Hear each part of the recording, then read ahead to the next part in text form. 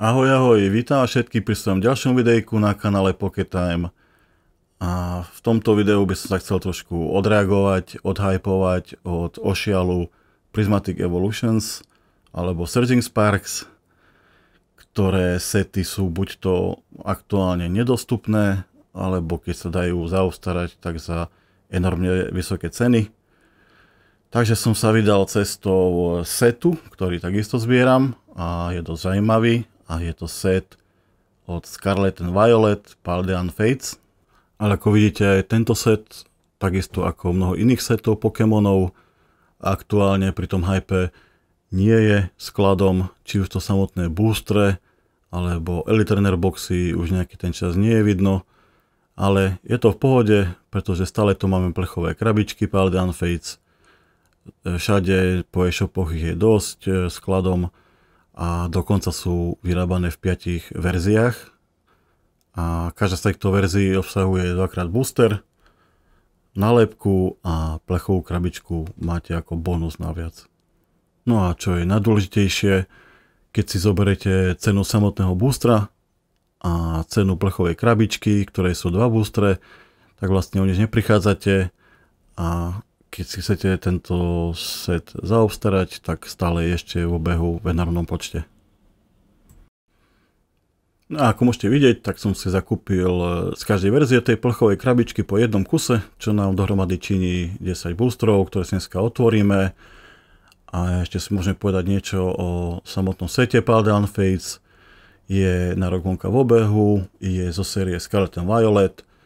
Jeho celková cena je 1123 eur aktuálne, obsahuje 326 kartičiek a prečo ja osobne mám rád tento set je, že je v ňom 154 secret kartičiek a zo všetkých setov, s ktorými som prišiel do kontaktu alebo otváral alebo zbieral, mám z tohto setu asi najlepší drop rate tých kvalitnejších kartičiek. No a skôr než sa pustíme do samotných boostrov, tak tu si môžete pozrieť top 15 najhodnotnejších kartičiek v tomto sete, kde nám v prvej trojici dominuje Mew, Charizard a Gardevoir. No a presuňme sa na samotné otváranie týchto 10 boostrov a uvidíme, či nám niečo zaujímavé padne. Ako som už spomínal, pri tomto sete mám fakt celkom dobrý drop rate kvalitných kartičiek, ktoré ešte možno cenou nie sú na takej úrovni po tom roku, čo je tento set vonka, ako by mali byť. Ale ja si osobne myslím, že časom cena týchto kartičiek pôjde hore. Samozrejme kodíky, tu som sa pri prvom boosteri trošku zabudol, ale od druhého boostera ich potom budem ukazovať. A ak niekto z vás hrá Pokémon Live, alebo by mal záujem, nech ich kľudne využije. Budem len rád. Takže v prvom boosteri zatiaľ nič zaujímavé. A uvidíme, či v druhom niečo bude. Ako na rozdiel od Prismatic Evolutions aspoň nie je balíček plný trénerských kartičiek. Tu ich máme iba tak po jednom a tam sme ich mali aj po 4 v jednom balení. Tak to nám tu pri tomto sete asi nehrozí. Tak otvárame si tretí boostrík a ja už dúfam, že nám niečo padne z tých secretov, ktorých je v tomto sete dosť. Takže let's go.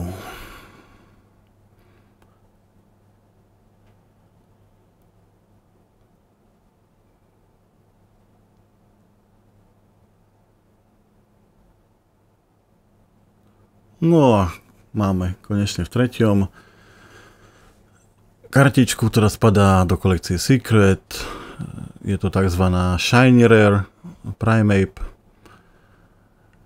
a takýchto kartičiek v takých tých pár eurových hodnotách je tu strašne veľa. To je taký ten fakt ten enormný rozdiel oproti ostatným setom, kde máte čo ja viem, 10 hodnotných kariet, ale vysokohodnotných a zbytok z tých kartičiek v tom sete sa len vezie. To sú len pár centové záležitosti.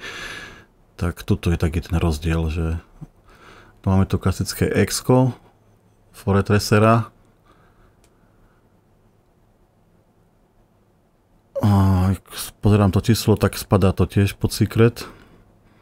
I keď jeho cena je taká, aká je, no ale ja hovorím ešte, predpokladám a osobne si myslím, že cena týchto aj samotného setu, aj niektorých kartičiek ešte pôjde rokmi 100% hore.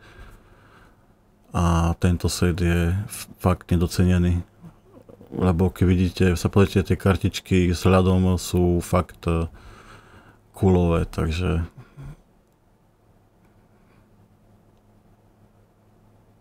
neverím, že by sa tieto kartičky neshodnotili postupom času.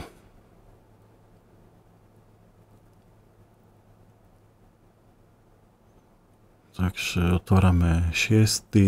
booster.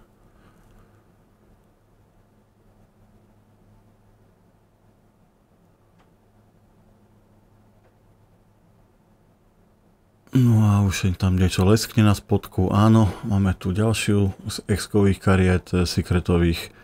Tiež tá cena, ako vidíte, nie je ešte taká nejaká vysoká. No ale keď sami musíte uznať, že vzhľad týchto kartičiek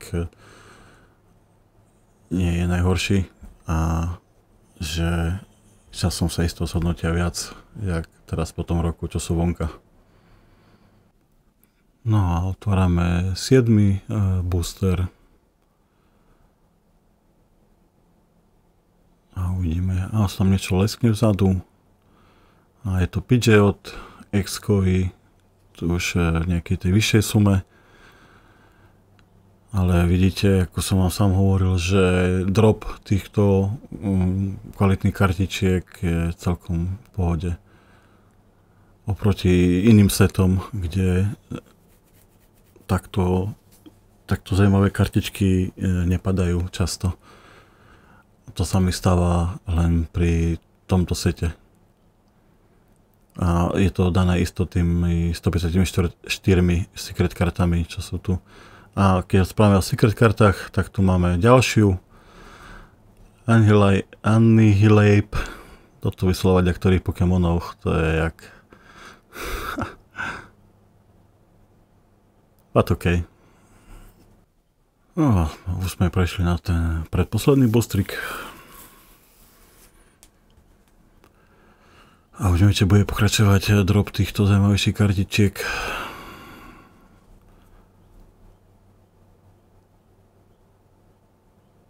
No a máme tu opakovačku Foretracera zo začiatku.